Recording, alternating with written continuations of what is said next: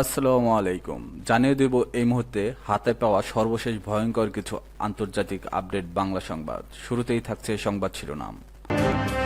শুরুতেই জানিয়ে দেব ইরানে 1 ঘন্টায় ইসরায়েলের 10টি যুদ্ধবিমান ভূপাতিত। এরপর রয়েছে ইরানের পর পাকিস্তান, জানিয়েছে নেতানিয়াহু।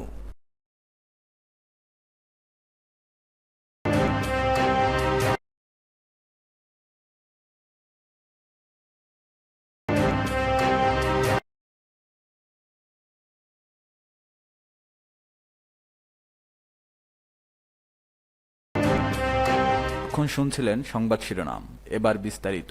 প্রিয় দর্শক, আপনি যদি এই চ্যানেলে নতুন হয়ে থাকেন, ভিডিওটি দেখতে দেখতে চ্যানেলটি সাবস্ক্রাইব করে আমাদের সাথেই থাকুন। ইরানে 1 ঘন্টায় ইসরায়েলের 10টি যুদ্ধবিমান ভূপাতিত। 1 ঘন্টায় ইসরায়েলের 10টি যুদ্ধবিমান ভূপাতিত করার দাবি করেছে ইরান। সংবাদ মাধ্যম আল জাজিরা এ খবর জানিয়েছে। খাতাম আল আম্বিয়া বিমান প্রতিরক্ষা ঘাটের এক কমান্ডারের বরাত দিয়ে এই খবর বলা হয়। গত 1 ঘন্টায় ইরানের বিভিন্ন এলাকায় 10টি ইসরায়েলি সামরিক বিমান গুলি করে ভূপাতিত করা হয়েছে। এদিকে ইসরায়েলের আয়রন ডোম আকাশ প্রতিরক্ষা ব্যবস্থাকে ব্যর্থ করে তেল আবিবের অবস্থিত প্রতিরক্ষা সদর দপ্তর হামলা চালিয়ে গুড়িয়ে দিয়েছে ইরান। 24 ঘন্টার মধ্যে ইরানের দফায় দফায় ইসরায়েলি বিমান হামলার পর তেহরানের এই প্রতিশোধমূলক পদক্ষেপ শুরু হয়। খবর এনডিটিভির।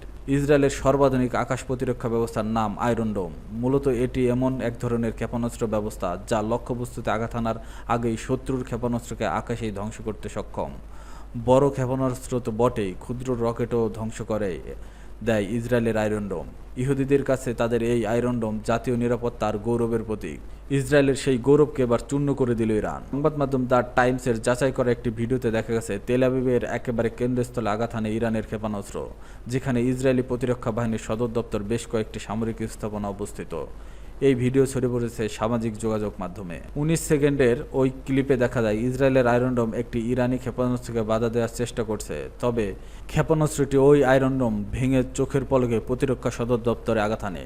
ক্লিপটি শুরু হয় বিকট শব্দ বেরিয়ে আসা প্রজেক্টাইল দিয়ে, তারপর আলোর ঝলক এবং আগুনের একটি গোলা বিকট শব্দে ভবনটিতে আঘাত করে। ইরানের পর পাকিস্তান, জানিয়েছে নেতানিয়াহু।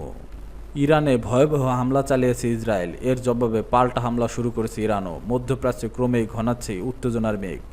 এরই মধ্যে আলোচনার কেন্দ্রবিন্দুতে এলেন ইসরায়েলের প্রধানমন্ত্রী বেনিয়ামিন নেতানিয়াহু। মুসলিম বিশ্বের ইরান ও পাকিস্তানকে ঘিরে দেওয়া এক পুরনো সাক্ষাৎকারের ভিডিও আবারও ভাইরাল হয়েছে সামাজিক মাধ্যমে।